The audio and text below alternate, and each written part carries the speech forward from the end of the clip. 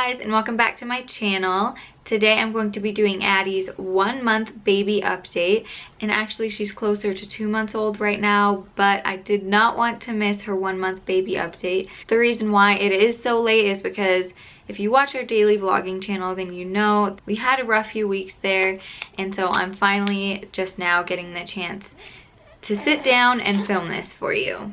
Yeah, you had a rough few weeks, and I will tell you all about that later on in the video. But first of all, I will let you know her stats. At 3 weeks old, we had a 3-week appointment. We didn't have a month appointment. At her 3-week appointment, she was 7 pounds 5 ounces, and she was 21 inches long. And when she was born, she was 6 pounds 5 ounces and 20 inches long. So she gained a pound and an inch in the first 3 weeks of life, which was really good. And at 3 weeks, everything was going great. But pretty much exactly at the 3-week mark, things started to get really rough. She was just really fussy all the time, and especially at night. And it wasn't just fussiness. It wasn't just, you know, a newborn crying. It was screaming for an hour and a half sometimes, and she just looked like she was in pain. Her face would go bright red, and she looked like she was in pain, and she just was not happy. She wasn't the happy baby that she used to be. And so we talked to the doctor, we talked to on-call doctors, we talked to a few different doctors, and they said that they thought that she had colic, and that they also thought that like her colic was triggered by me breastfeeding, because they thought that she was lactose intolerant or that she couldn't tolerate dairy or something. So I did try giving up dairy, and we did switch her formulas to soy formula because, you know, lactose intolerant people can have soy. And so we tried that for a while, and it helped a little bit. Geez, you're messy. Yeah, you're messy. And it helped a little bit not having her have like the dairy and the breast milk or whatever and being on a different formula, but not really. It didn't really do anything significant, and she was still screaming for hours, and it was still happening. So we ended up going into the doctor, and finally, like, actually not just on the phone, and the doctor did still think that she had lactose intolerance or that she was allergic to something in my milk, but they thought that she had reflux too. So they switched her formula again to one that's better for babies with reflux, and she's now on the Similac for spit up. It's in like the green container, and so we were trying that instead of the soy formula, and they said to just try that for a few days and not breastfeed her, just to see like if that helped. And it did help a little bit. She was definitely a little bit happier, and it helped a little bit, but not really anything significant. She was still, the same things were happening. And so we went back in, and they decided to put her on some medicine. So she's on, I think it's called Zantac, and she has 1.3 milliliters twice a day, and that will need to be changed and adjusted as she like gains weight, because it's like for, you know, a certain amount of weight gets that much or whatever. So she will need to keep like upping the dosage and keep getting adjusted. But they did say that possibly when she was like 6 months to a year old that she might be able to get off of the medicine, because I guess eventually they can like grow out of it, or it can get better. So, but that, honestly, that and the formula that they put her on has worked wonders. She is so much happier. She's smiling, she's giggling, she doesn't scream. She's the happiest baby ever. And it is so crazy. It's like night and day. And it was like the next day that it happened.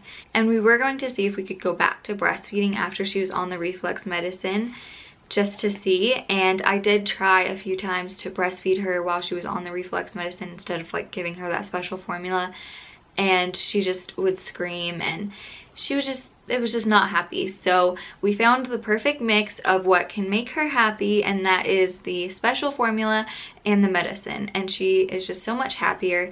And so unfortunately, we were doing so well with breastfeeding. She had finally figured it out after all of our struggles in the beginning. She had finally figured it out, and I really loved doing it, and I really wish that we could have continued, but overall I want her to be happy, and this is what makes her happy. So So this is what we're doing. So she's no longer breastfed. She is bottle fed. She eats a lot.